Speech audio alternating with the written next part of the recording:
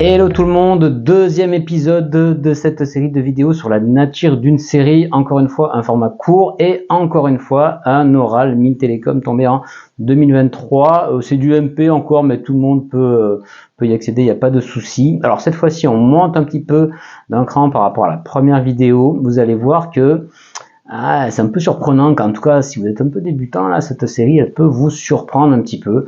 Vous allez voir, vous me direz ce que vous en pensez en commentaire, en quoi elle est surprenante. Regardons un petit peu l'énoncé. Convergence de la série de termes général cosinus de pi fois racine de n carré plus n plus 1. Bon, c'est tout? Bah oui monsieur. Alors vous allez voir qu'il y aura quand même du boulot. Au final, il n'y a pas de paramètres ni rien, enfin bon. Que dire? Je vais vous laisser réfléchir à ça, mais déjà, regardez un petit peu s'il y a de la divergence grossière ou pas. On commence par ça? Allez, je vous laisse réfléchir d'abord. Alors, c'est vrai que le premier truc qu'on peut regarder quand même, c'est est-ce que la série, enfin la suite, tend vers 0? Ouais. Donc on pose soit n appartenant à n étoile. On pose UN est égal à cosinus de pi fois racine de n carré plus n plus 1. Bon. Alors est-ce que ce truc là ça tend vers 0? C'est pas forcément trivial déjà rien que ça. Ouais. Parce que regardez, donc racine, si vous regardez pi fois racine de n carré plus n plus 1, ça c'est équivalent en plus infini à pi n. Ouais. Alors on n'a pas le droit de prendre des cosinus d'équivalent, hein, d'accord? Mais ça se comporte comme pi n, et ce qui est un petit peu troublant là, c'est que cos pi n, ça fait pas 0.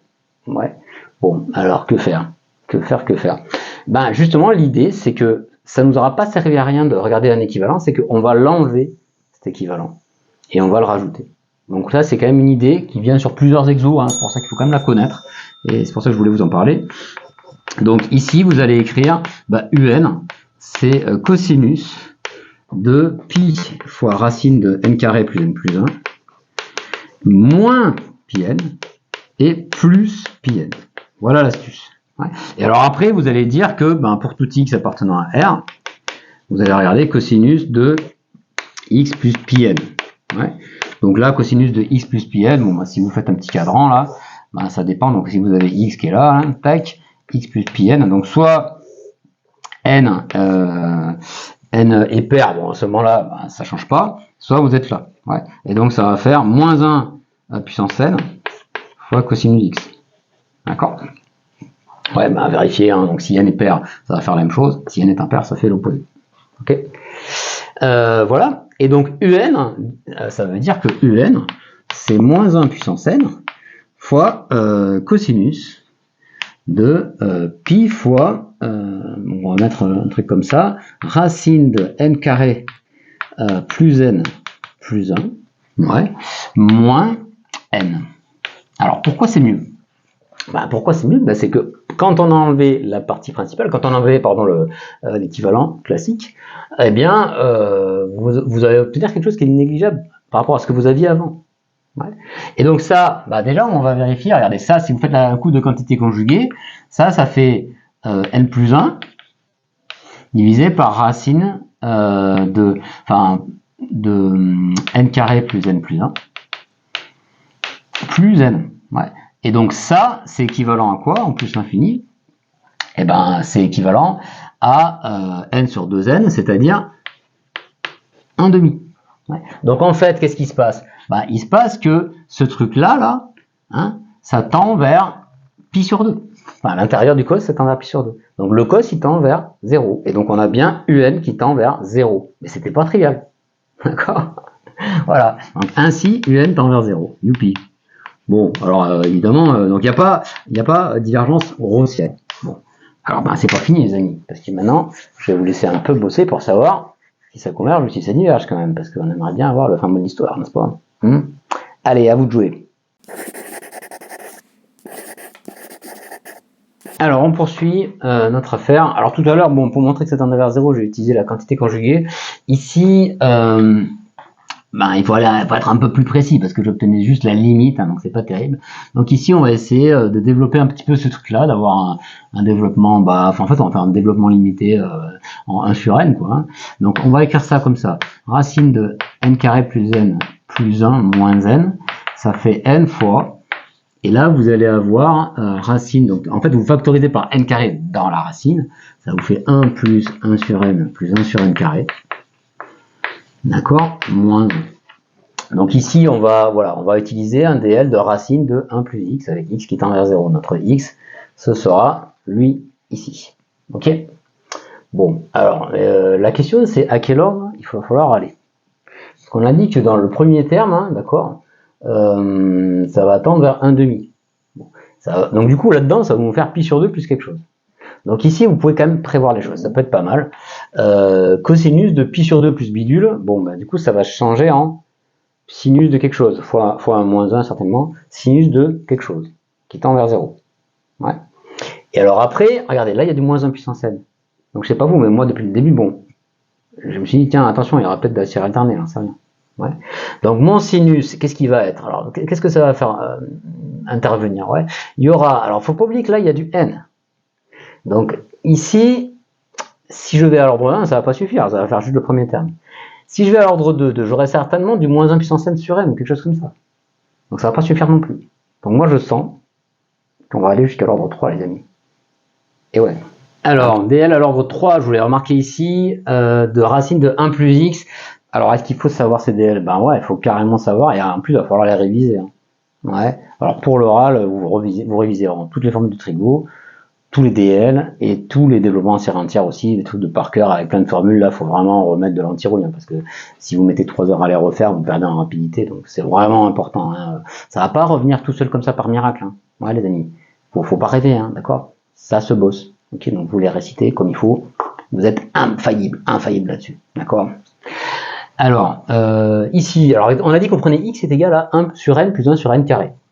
Donc ça va faire quoi? Donc 1 plus 1 sur n plus 1 sur n carré moins 1 est égal. Alors en plus l'infini, on va mettre des petits taux là, parce que sinon c'est un peu pénible. Donc ici, qu'est-ce qu'on a? On a 1 demi de l'autre là. Donc ça va faire 1 sur 2 n plus 1 sur 2 n carré. Après on a moins 1 huitième de ce bazar au carré. Alors ce bazar au carré, donc ça fait 1 sur n au carré, plus 2 sur n cube. Et après, ben, on a dit que, vous voyez, après j'ai multiplié par n, ça suffira d'aller à l'ordre 1 sur n cube. Parce qu'en multipliant par n, ça me fera de 1 sur n carré, ça suffira pour avoir de l'absolue convergence. Ouais. Donc ici, on a dit que, bon, en fait, le 1 sur n4, on va juste l'écrire petit o de 1 sur n3. On s'en fout, quoi. Ouais, on le met dans la poubelle, ça servira à rien. Alors ensuite, qu'est-ce qui reste après? Ben, c'est pareil pour le x3. Le x3, avec x égale 1 sur n plus 1 sur n carré, on va juste garder 1 16e de n cube. Et après le reste, il y a d'autres termes, quand on développe le cube, ben, ce sont des petits taux de 1 sur n cube. Bon, j'ai déjà marqué 2 fois petit taux, mais enfin, c'est pas grave. Donc on va rassembler tout ça, ça nous donne quoi? Ça nous donne 1 sur 2n. Ensuite, nous avons du 1 sur 2n carré, donc ça fait 4 sur 8, moins 1, ça fait 3 sur 8, plus 3 sur 8n carré, n'est-ce pas? Et puis après, alors attends, t'as les n cubes.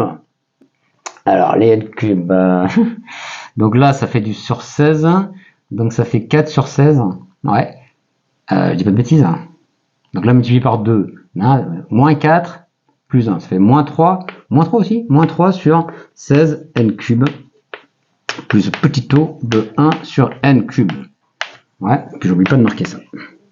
Bien, alors, si je multiplie ça par pi et par n, pour obtenir ce qu'il y a dans le cos, ça donne quoi? Donc pi n, en fait finalement ça fait pi facteur de racine de n carré plus n plus 1 moins n, donc multiplie par pi n. Donc on retrouve le pi sur 2 de tout à l'heure, bah normal. Et après on a 3 pi sur 8n, ok, moins 3 pi sur 16n carré, plus petit taux de 1 sur n carré. Ok. Alors on continue avec, alors je vous ai remarqué ça là-dessus, cosinus, donc cosinus de pi sur 2, alors on va écrire là, cosinus de pi sur 2 plus x, ça vous fait quoi? Hop, si vous faites le petit cercle trigo dans votre tête, ça vous fait moins sinus x. D'accord? Je dis pas de bêtises. Écoutez, je préfère le faire, ce cercle, on va le faire. Tac, tac, pi sur 2 plus x, tac, tac, tac. Cosinus, tac, c'est moins sinus. D'accord? Et donc, du coup, ça va faire que, du coup, UN, en plus infini, c'est égal à moins 1 puissance n, facteur de plus 1, du coup, il y a le moins qui vient là, sinus de 3pi sur 8n, moins 3pi sur 16n carré, plus petit o de 1 sur n carré. Bon, voilà pour mon sinus. Ouais. Et alors maintenant, qu'est-ce qu'il faut faire? Ben évidemment, il va falloir faire un développement du sinus. Ouais, c'est obligé. C'est obligé. Alors à quel ordre? Ben, si vous voulez conserver l'ordre 2, vous pouvez pas. Enfin, voyons. Sinus x. Ah si, enfin. Bon, écoutez, on va aller à l'ordre 3, on va voir ce que ça donne. Sinus x, ça fait x, donc moins x3 sur 6, plus x3 facteur de epsilon tilde de x, ou epsilon tilde tend vers 0. En 0, d'accord. Et donc UN, ça va faire quoi? Donc UN, dans UN, vous allez avoir, alors vous avez du moins 1 puissance n, plus 1, pardon, fois, donc là, le x, c'est tout ce bazar, le x, d'accord, fois 3pi sur 8n, ouais, sur 8n, pardon, moins, alors plus, moins 1 puissance n, 3pi sur 16n carré. Bon, ça y a pas trop de soucis. Ensuite, vous avez son petit taux, on s'en fout un peu. Et après, vous avez du machin au cube. Donc ici, vous avez du ce truc-là au cube. Ce truc-là au cube, c'est un petit taux de 1 sur n carré, puisque ça fait, c'est équivalent à 1 sur n3. D'accord? Ça, c'est 1 sur n, donc c'est équivalent à constante sur n3. Pardon. Donc tout ça, c'est un petit taux de 1 sur n carré. Ça va? En plus l'infini. Bon, là bah c'est bon, on va y arriver, non? Parce que regardez, bon, là vous avez quoi? Ici vous avez bon une constante dont on se fout, et là en fait ça converge. La série converge, ouais, série convergente, parce que on va le régler son compte par un coup de Leibniz ou série alternée. Ça va donner une série alternée, donc ça converge. Ouais, converge. Ensuite, ici, bon, moins 1 plus n on s'en fout, parce que ça, c'est du machin sur n carré. Donc ici, ça converge, c'est absolument convergent, et du coup, eh bien ça, là, ce terme-là, c'est équivalent, en plus l'infini, à moins 1 puissance n fois 3pi sur 16n carré, bon, peu importe les constantes, ça converge. Ouais, c'est absolument convergent, pardon. C'est absolument convergent, le moins 1 puissance n, il change rien. Voilà, donc UN est la somme de deux séries convergentes, donc la série de termes général UN est convergente. Bon, bah c'était pas évident au début, hein. T'as vu sa tronche quand même, cosinus de pi racine de n carré plus n plus 1, c'était pas gagné, c'est pour ça, ouais, moi je trouve que cette série est assez surprenante. Ouais, alors c'est un classique, hein, vous en avez pas mal avec des sinus, voilà, vous avez des variantes de ça, donc c'est vraiment un truc, bon, je pense que c'est bien d'avoir vu avant, donc retenez bien l'astuce de enlever en fait l'équivalent, enlever pi n, ouais, donc ça c'est important, pour obtenir quelque chose qui est négligeable et du coup qui va tendre vers 0. D'accord? Voilà. Bon, écoutez, j'espère que ça vous a plu cette petite vidéo. Si ça vous a plu, balancez-moi du pouce bleu, pardon. Mettez-moi un petit commentaire. Ouais, ça peut être sympa. Et n'hésitez pas à partager avec les copains qui révisent des euros. Voilà, c'est bien de réviser ensemble et tout. Donc, faut en profiter. Écoutez, moi, je vous dis à bientôt pour de bonnes maths. Ciao!